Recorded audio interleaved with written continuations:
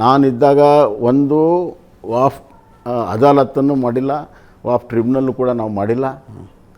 ರೈತರದ ತೆಗೆಯೋದಕ್ಕೆ ನಮ್ಮ ಕಡೆ ಯಾವುದೂ ಆದೇಶ ಇಲ್ಲ. ನಿಮ್ಮ ಕೈಯಲ್ಲಿ ಅನ್ವರ್ ಮಾಣಿಪ್ಪಾಡಿ ವರದಿ ಅನ್ನುವಂಥ ಒಂದು ದೊಡ್ಡ ಅಸ್ತ್ರ ಇತ್ತು, ಯಾಕೆ ಪ್ರಯೋಗ ಮಾಡಲಿಲ್ಲ ನೀವು? ಇಲ್ಲ, ಪ್ರಯತ್ನ ಆಗಲ್ಲ. ಅದೇನಂದರೆ ಅದಕ್ಕೊಂದು ವ್ಯವಸ್ಥೆ. ಈಗ ಒಂದು ಅಲಿಗೇಷನ್ ಬರ್ತಾ ಇದೆ, ವಿಜೇಂದ್ರರು ತಡೆದ್ರು ಅದನ್ನು ಅಂತ. ನಿಮ್ಮ ಮೇಲೂ ಒತ್ತಡ ಇತ್ತ ವಿಜೇಂದ್ರರಿಂದ? ಏನು ಆ್ಯಕ್ಷನ್ ತಗೊಳ್ಬೇಡಿ ಪಾಪ ಅವ್ರು ಏನು ಆ ವಿಷಯದಲ್ಲಿ ಯಡಿಯೂರಪ್ಪ ವಿಜೇಂದ್ರಾಗಲಿ ಮಾತಾಡೇ ಇಲ್ಲ.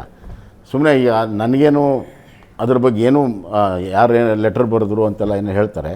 ನನಗನ್ನಿಸ್ತಾ ಇದೆ ಅದೇನು ಸತ್ಯ ಇಲ್ಲ ಅಂತ ಅನಿಸ್ತದೆ ನನಗೆ. ಯಾಕಂದರೆ ನನ್ನ ಗಮನಕ್ಕಂತೂ ಯಾವತ್ತೂ ಬಂದಿಲ್ಲ ಅದು. ಓಕೆ, ಯಾರು ಬಂದಿಲ್ಲ ಆ ಪ್ರಶ್ನೆನೇ ಉದ್ಭವಿಸಿದೆ.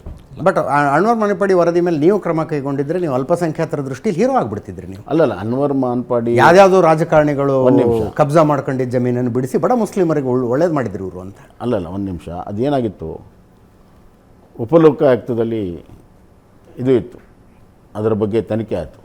ತನಿಖೆಯಾಗಿ ವರದಿ ಬಂದು ಹಿಂದಿನ ಸರ್ಕಾರ ಅದನ್ನು ರಿಜೆಕ್ಟ್ ಮಾಡಿದರು, ಆಲ್ಮೋಸ್ಟ್ ರಿಜೆಕ್ಟ್ ಮಾಡಿದರು. ಅದ್ರ ಬಗ್ಗೆ ಏನಿಲ್ಲ.